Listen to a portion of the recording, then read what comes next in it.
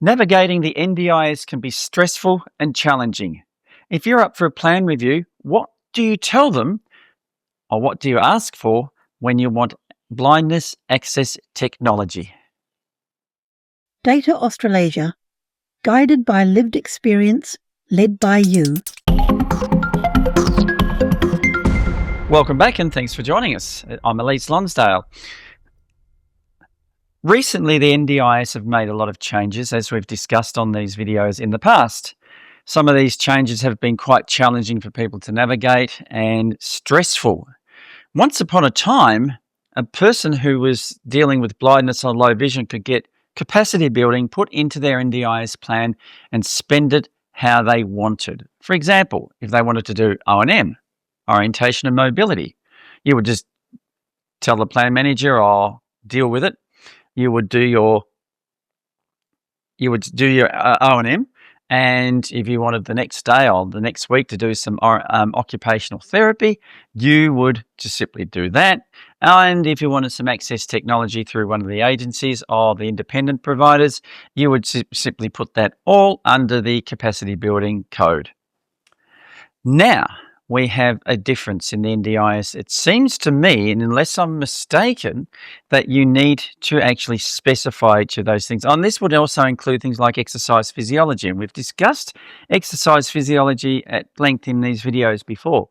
So whatever the capacity building is, it's now good to advise the NDIS what type of capacity building you want. And I'll give you two clear examples that really came home to me just this week, actually.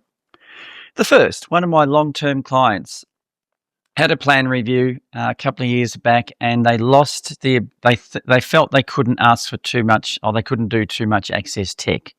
Now, the reason we do access tech with this particular client is because they've got multiple disabilities, one affecting their ability to move, muscular dystrophy, as well as blindness. So the gesturing on the iPads and iPhones can be such more of a challenge for this particular client. But they're a long-term client, and we've since had them do all sorts of things like keyboarding on the iPad, looking at podcasts, reading their scriptures for their faith, and also doing text messaging and even a little bit of WhatsApp over the years. So they're communicating and staying in touch with their family, friends, church, and the community. So we've moved into a maintenance mode, but because the spouse of this particular individual was very good at advocating and knew what their partner needed, they were able to specify to the NDIS what the different services they needed broke down to. Speech therapy, I think, is part of their plan, and some occupational therapy, as well as the normal core supports you get from having a support worker, which is outside of the scope of this particular video. And of course, they got back and argued for and got back access tech. So it means I get to go more often, and I can keep that movement, I can keep that physical gesturing on the iOS devices going with VoiceOver. So they can practice that physical gesturing that we've talked about on these videos. Weather, photos, camera, messages, 20, messaging folder, 4 o'clock, 11:40 a.m. etc. Because if you don't keep using it, you could lose it. So that's one thing, and they were very successful in arguing for their partner's needs, and that's what we need to tell the NDIS when we go to the planner, or when we go to the reviewer of the plans under review, or the LAC, local area coordinator. You need to stress you need blindness access technology. And I'll say that again, blindness access technology support and training. Blindness access technology support and training. You could shorten it to AT mentoring, because remember we've had this discussion before on these videos about AT mentoring, access technology mentoring. It's a code that that connects to a course that actually doesn't exist in Australia. So thank you, NDIS. No one offers that course at the moment, and when they did, it really didn't quite match the needs of blindness access tech, but that's another story. So that's what you're asking for. You're asking for the AT mentoring code, and I'll give you that code directly. The code is 15_300 underscore 0103 underscore 1_3. And I'll print that on the bottom of the screen. Essentially, it is 15_300_0103_1_3, and it's called the AT Mentoring. Assistive Technology Mentors, AT Mentors, 15_300_0103_1_3. This support item enables provision of independent, qualified advice and assistance for participants to identify, select and use appropriate assistive technology to meet their disability-related needs. AT mentors are currently authorised as AT advisors under the NDIS guidelines for assistive technology, but may not provide AT assessment services.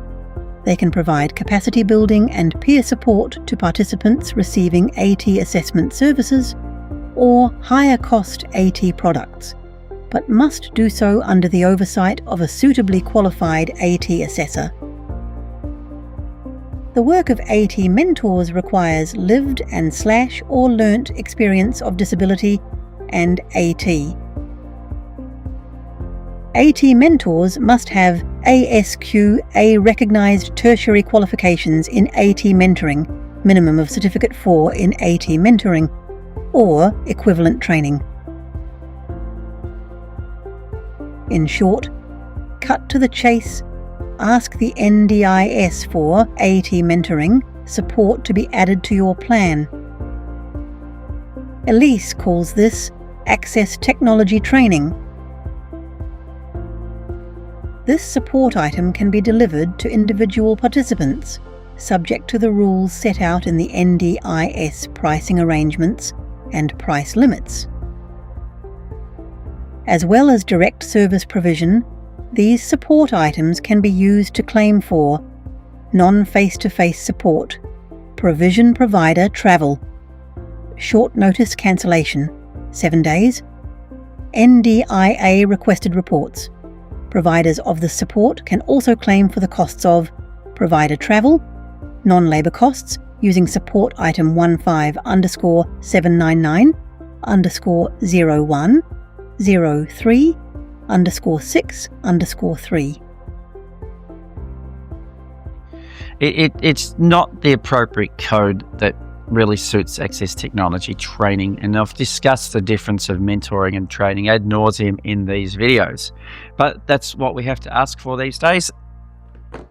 The other thing that happened this week was I took on a new client who I'll be working with remotely as of next week. They asked me to check with their plan manager to see if the plan manager would support Access Technology under their capacity building. So off I went. I contacted the plan manager, a small outfit in the outer suburbs of Sydney.